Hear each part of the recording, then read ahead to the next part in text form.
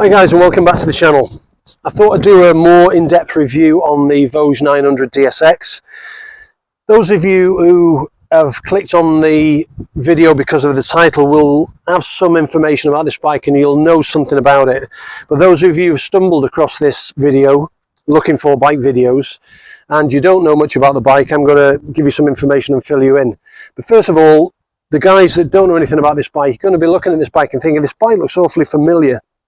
Well, to be honest, you have got reason to think that way, because I would say at least 70% of this bike is virtually the same as the BMW F850 GSA, the adventure model.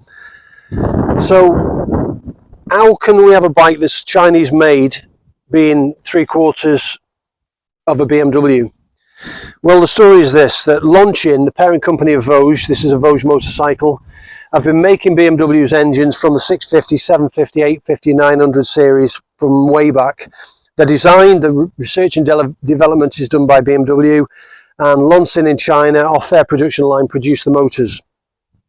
So looking around this bike quickly, you can see it's very, very similar. We've got a similar chassis setup, very similar swing arm.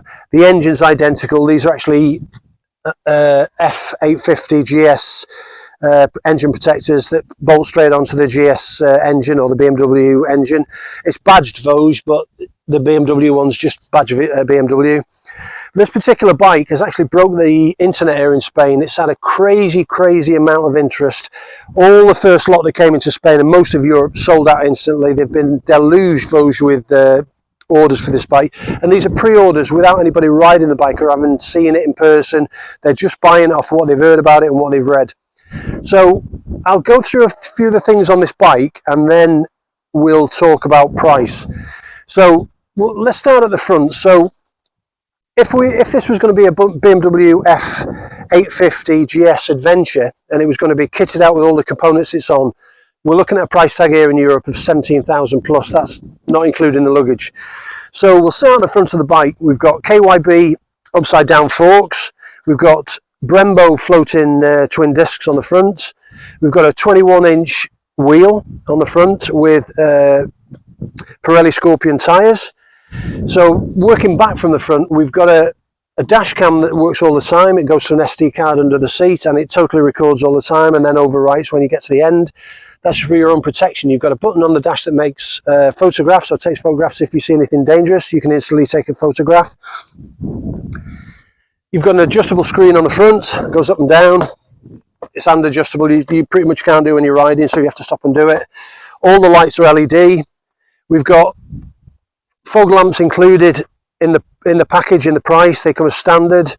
You've got your crash bars included in the price. They come as standard. You've got a basic bash plate underneath, the same as the F850 GS. Going further back, you've got a centre stand, which is standard. Working our way up to the top of the bike, we've got keyless ignition on the dash. So you keep your key in your pocket, keyless ignition to start the bike, keyless lock to lock the bike, turn the handlebars fully left, long press on the button and it'll lock the handlebars electronically.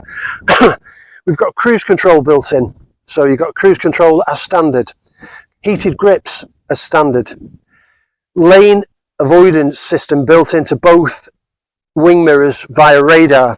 So they've got a triangle on each wing mirror that's illuminated amber if anything's coming up on your blind spot. Full 7-inch TFT screen, 4 riding modes: sport, rain, road and enduro. To get the enduro mode, you need to long press on the mode button to disable the ABS and the traction control. That's done for your own safety. Working further back, we've got a 17-litre tank. We've got a 6-speed quick shifter, a blipper, up and down, auto blipper. We've got heated seats as standard. Looking further back, we've got another Pirelli Scorpion tyre on the back and centre stand as standard. So the things that are included in the bike are totally crazy for a standard price. Integrated into the system is, if you choose to use it, it's a basic navigation system built in using the Voge app. I've not used that because you need to enter credit card details for some reason why. I don't know, but for my general use, I use Google Maps via my headset. But yeah, there's an offer when you buy the bike. If you want the cases, they're half price. They should be normally 1,700–1,800 euros. Offer price of 888 euros fitted.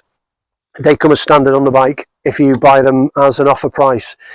And the reason that this bike has really made a massive impact here in Spain, it's got KYB suspension. I don't know whether I mentioned that. A fully adjustable front and back for rebound and damping.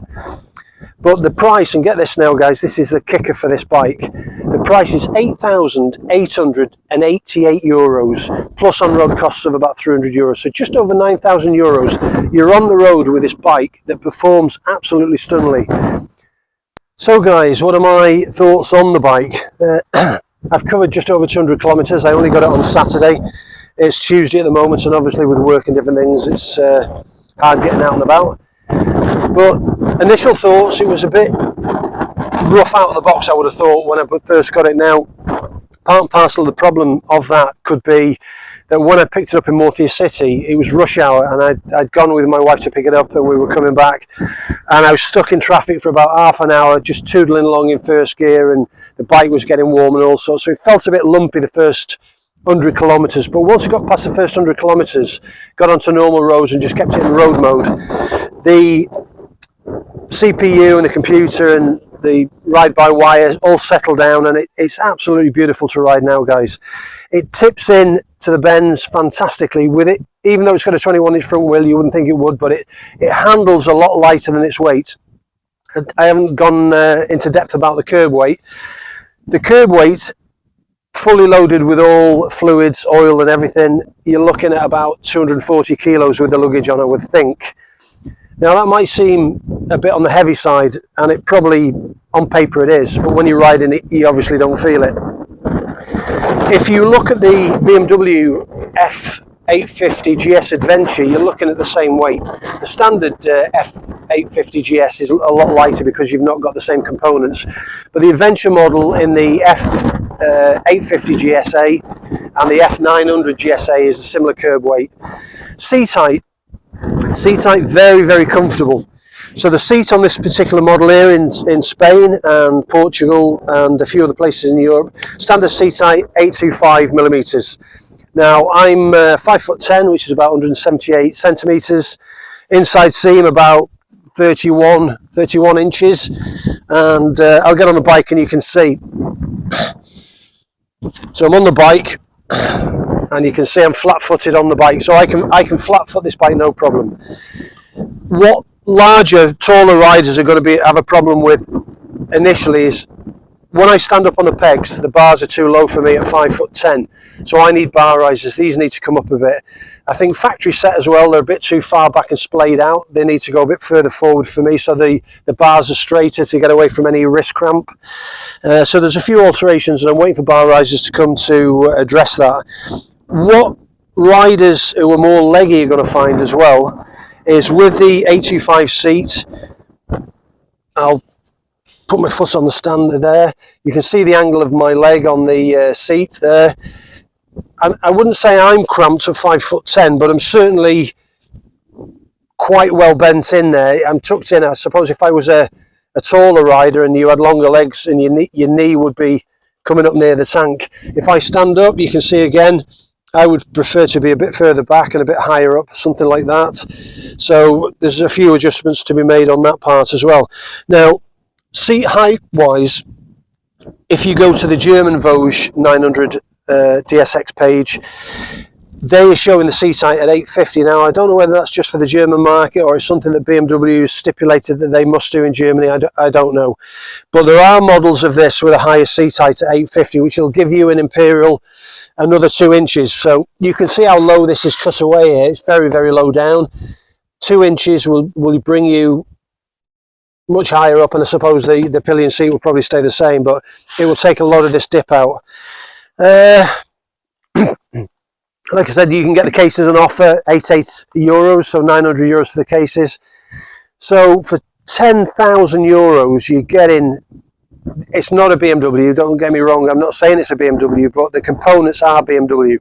So you're getting virtually a similar bike, albeit probably the past generation of BMW 850 GSA model, not the new 900 GSA model. So I would imagine the components they use in this are last generation, but the engine's been bored out to the 900, or they're using the 900 engine from the other series of BMW engines. So this 900 may well not be the 900 as it's configured in the new F900 GS. So what I'm saying is it's probably likely going to be an older 900 BMW engine that is in their 900 lineup in their sports bike, sports tourers, etc. But yeah, guys, it's a gem to ride. It's really nice. It takes some fettling, and like I say, I want to do the handlebars and a few bits and bobs. But for the money, with everything you get included in this bike, if it's 70% or even 65% as good as the BMW GSA, kitted out to the same spec, you're still saving a fantastic amount of money. Like I say, when I get a chance, I'll do a conversion between the 8,888 euros into pounds sterling, and the price is just insane for what you're getting. We'll take a quick look closer to the bike. I'll just get this off the tripod, and I'll get you a close-up view of the bike. Sorry about that, wobble around. And the fit and finish, guys, is superb. The wells are spot on. The tyres, the wheels are the same as the BMW, no doubt. When I've parked next to a GSA, the wheels are identical with the side spoke walls. So so as I was saying, guys, the wheels are the same as the BMW with the spokes coming out the side wall. That's going to make changing a spoke, if you ever need to, really, really easy, straightforward. You can see the fixing in the centre there, and they just come through the rim, so you'd wind them out the bottom and put them in, no taking the wheel off, etc. So yeah, as I was saying before, it's really, really well put together, guys. It's a beautiful looking machine. It rides as well as it looks, and the added features are all spot on. There's nothing that's clanky or doesn't work, nothing that throws you out, that makes you think that it's a Chinese bike you sat on. You don't get any thoughts of bad build quality. Everything, the components, everything on this bike, they've gone all out Voge to try and make a premium product. Well, they have made a premium product, but to try and get the public to come on side for the build and quality of this bike. And it's going to be a global sellout. It's obviously, for the money you're paying, this is going to sell like hotcakes. Well, it is selling like hotcakes. So guys, I suppose you're figuring that BMW shot themselves in the foot. Well, I wouldn't say that. If you look at it sensibly, the amount of bikes and engines that Voge manufacture is phenomenal compared to BMW, Triumph, and all the KTM, if you like. They make a small amount of bikes globally on the scheme of things compared to this company, Loncin.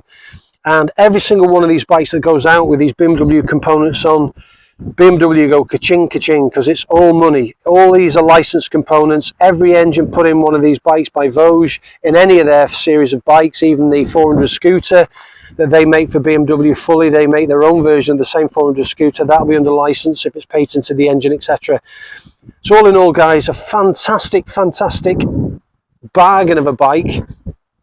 If you've got deep pockets and you've got 17 grand or 18 grand with the luggage to spend on a GSA adventure, go for it, guys. But the rest of us in current times and current climates, if someone says to you, you can have this bike for 8,888 euros and it's got a top end of 220 kilometers an hour, its 0 to 60 time is phenomenal, it's a super bike to ride, quick shift gearbox up and down, fully loaded, fully featured, cruise control, heated grips, heated seats, you name it, this has got it. Everything's been thrown at it. The only thing that's missing is electronic suspension. But on the whole, guys, it's a complete bargain of a bike. So keep an eye on my channel. I'll get more updates out to you, and I'll tell you how the journey's going and how the running period is going. It's 1,000 miles running. After that, it's 10,000 interval or yearly, whichever comes first. So that's my first impressions and my review, standard review. You can look at some of my other videos for riding reviews, etc. But that's my standard review of the Voge 900 DSX by Loncin. So give me a thumbs up, subscribe to the channel, press that notification bell, and I'll catch you in the next one, guys. Stay safe.